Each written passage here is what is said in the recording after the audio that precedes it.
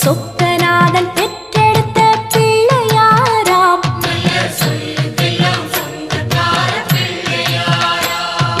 கைலாய மலைய விட்டு தெற்கே வந்தாராம். இந்த பிள்ளையார் பட்டி கண்டு இருந்து விட்டாராம்.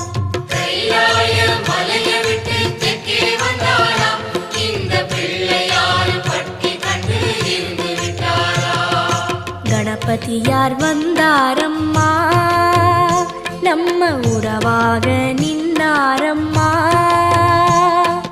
கணபதியார் வந்தாரம்மா, நம்ம உறவாக நின்னாரம்மா. சொக்கநாதன்